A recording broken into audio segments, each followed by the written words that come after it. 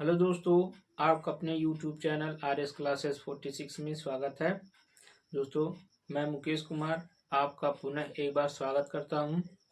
आशा करता हूं कि आप लोग स्वस्थ मस्त होंगे और अपनी बेहतरीन पढ़ाई की ओर अग्रसर होंगे, क्योंकि बोर्ड का एग्ज़ाम आ चुका है।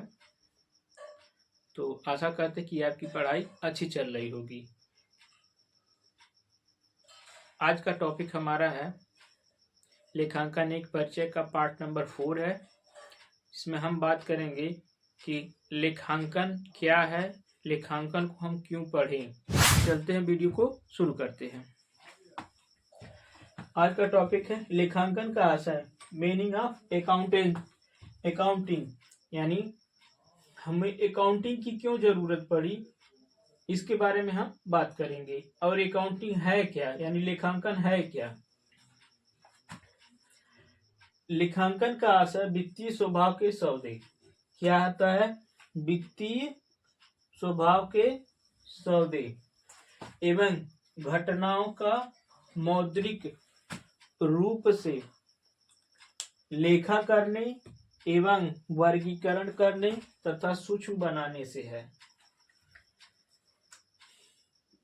यहां तक पहले हम अर्थ समझ लेते हैं। लेखांकन का आशय क्या होता है, वित्तीय स्वभाव के सौदे। वित्तीय स्वभाव सौदे का क्या मतलब होता है कि जो भी हम सौदा करते हैं या तो नगद रूप में होता है या तो उधार रूप में होता है।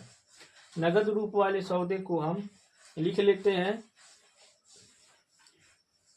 और उधार वाले को भी लिखते हैं, लेकिन जब उधार होता है तो उसमें थोड़ी सी ज़्यादा मेहनत करनी पड़ती है, यानी उनका पुनः जर्नल एंट्री के द्वारा लिखा किया जाता है। अगर वो सौदे वित्तीय मतलब पैसा, धन, दौलत, रोकड़ा से संबंधित नहीं है तो उनका संबंध वित्तीय स्वभाव का नहीं होगा। यदि उनका संबंध पैसे, रोकड़ा, धन, दौलत से संबंधित है तो वो वित्तीय स्वभाव के सौदे कहलाते हैं। एवं घटनाओं को मौद्रिक रूप से लेखा कर लिया जाता है, यानी जो भी सौदे वित्तीय स्वभाव के होते हैं उनका लेखा कर लिया जाता है। वर्गीकरण का मतलब होता है कि जब आप जर्नल में पढ़ेंगे तो आपको दो खाते पढ़ाई जाती हैं। एक होता है वास्तविक खाता, दूसरा होता है अवास्तविक खाता।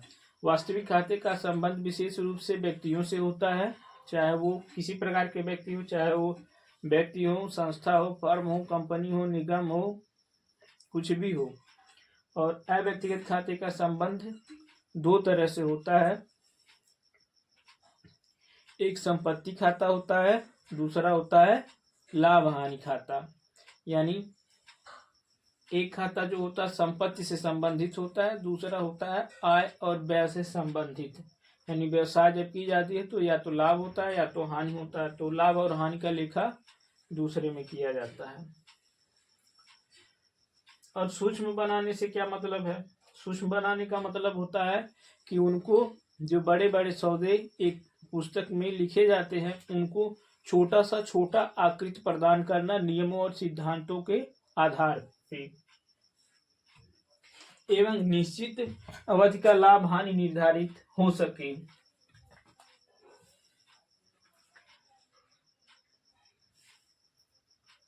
ताकि बाहरी व्यक्तियों के साथ वित्तीय संबंध सही रूप से ज्ञात किया जा सके। अब बाहरी व्यक्ति का मतलब क्या है, जैसे हम कोई व्यवसाय ओपन किए तो कोई व्यक्ति आ गया सामान लेने, तो जो व्यक्ति सामान लेने आएगा वो बाहरी व्यक्ति होता है, तो उसको यहाँ पे बाहरी व्यक्ति करके संबोधित किया गया है। व्यक्तियों के साथ वित्तीय संबंध सही रूप से ज्ञात हो सके, यानी वो जो भी सौदा करते हैं उनके बारे में कि किस प्रकार का सौदा कर रहे हैं, कितना सौदा कर रहे हैं, कब कब किए हैं, इन सारी जानकारी इसमें दी हुई रहती है। साथ ही साथ इसमें ये भी जानकारी दी हुई होती है कि कितना वो हमें देंगे और हम उनसे कितना लेंगे, इसके बारे में भी जानकारी होती है। एक निश्चित अवधि का लाभ हानि निर्धारित हो सके, यानी एक व्यवसायी जब व्यवसाय करता है तो 1 वर्ष या 6 महीने में यह जानना चाहता है कि हमारे व्यवसाय में कितना लाभ हुआ और लाभ हुआ तो कितना, यदि हानि हुआ तो कितना। इनको जानने के लिए व्यक्ति क्या करता है, लाभ हानि का निर्धारण कैसे किया जाता है, अपने पुस्तकों को देख करके एवं वित्तीय स्वभाव के अवधि के अंत में वित्तीय स्थिति का पता चल सके। यानी इसमें यह कहा गया है कि जब लेखा हो जाता है तो व्यवसाय जो होता है एक लास्ट स्टेज पे पहुंच जाती है और हमें यह मालूम होता है कि हमारा व्यवसाय में वित्तीय स्थिति क्या है, यानी पैसा आ रहा है या पैसा जा रहा है, हमारे पास संपत्ति कितनी है, दायित्व कितनी है, इन सब का पता चलता है। इनके परिणामों का उचित निष्कर्ष निकाला जा सके, यानी जो लेखा हम करते हैं उनके कुछ परिणाम निकलते हैं जो उनको देखकर हमें निष्कर्ष निकाला जा सकता है। यानी उनको देखकर हम निष्कर्ष पे पहुंच सकते हैं कि इस व्यक्ति से भविष्य में व्यवसाय करने में हमें लाभ होगी, तो उनसे निष्कर्ष निकाला जाता है। यह विज्ञान एवं कला दोनों है। यह विज्ञान एवं कला दोनों है। इसका क्या अर्थ हुआ, विज्ञान और कला दोनों कैसे है, आइए जानते हैं। विज्ञान का मतलब होता है कि किसी वस्तु के बारे में सुव्यवस्थित, सुसंगठित एवं क्रमबद्ध ज्ञान का होना, वह विज्ञान कहलाता है। यानी विज्ञान किसी वस्तु के बारे में सुव्यवस्थित यानी पहले से व्यवस्थित की हुई, सुसंगठित यानी उसको एक जगह पे एकत्रित की हुई, क्रमबद्ध मतलब क्रम वाइज, जैसे 1 2 3 4 5 6 लिखा रहे, ये क्रम वाइज लगा रहे, तो वो हमारा विज्ञान कहलाता है। और सौदा इसी तरह से तारीखवार किया जाता है और एक व्यक्ति से संबंधित सौदों को एक जगह ही लिखा जाता है।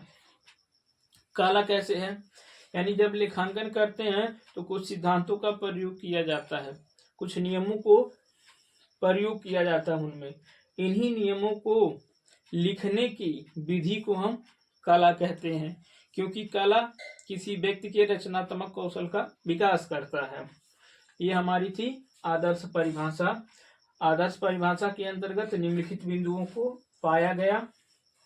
पहला है सौदों एवं घटनाओं का लेखा मौद्रिक रूप से होना, यानी जो भी सौदे होंगे एवं घटनाएं होंगे उनका लेखा मौद्रिक रूप से निश्चित रूप से होता रहेगा।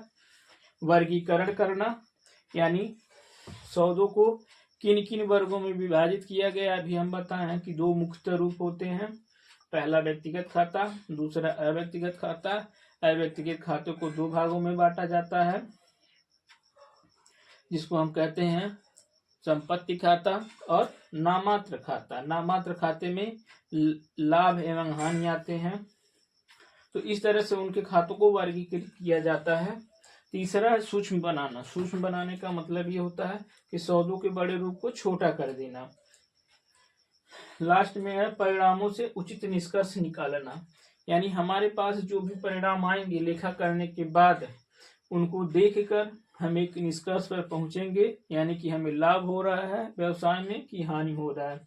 यदि लाभ हो रहा है तो कितना, यदि हानि हो रहा है तो कितना। हानियों को भविष्य में लाभ में परिवर्तित किया जा सकता है कि नहीं, इनका ये अर्थ होता है परिणामों से उचित निष्कर्ष निकालना।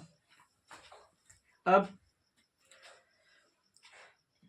हम देखते हैं इसके अंतर्गत जो होता है, जो पुस्तपालन के काम होते हैं, जैसे कि जर्नल करना, लेजर बनाना, तलपट बनाना, ये पुस्तपालन के काम है। और इन्हीं पुस्तपालनों के काम को, इनका काम है जांचना कि वे ठीक तरह से किए गए हैं कि नहीं, तथा नियमों को क्रमबद्ध रूप से किए गए हैं कि नहीं।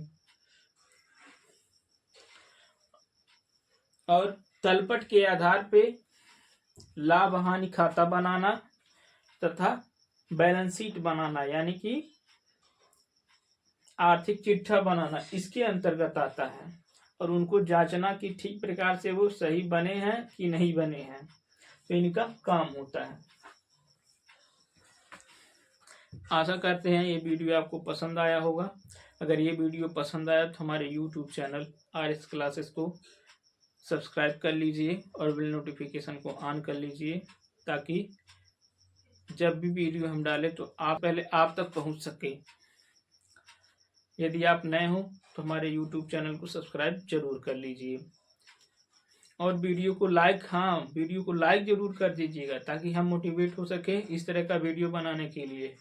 और इसी तरह हमको सपोर्ट करते रहिए और हम इसी तरह से आपको वीडियो प्रोवाइड कराते रहेंगे।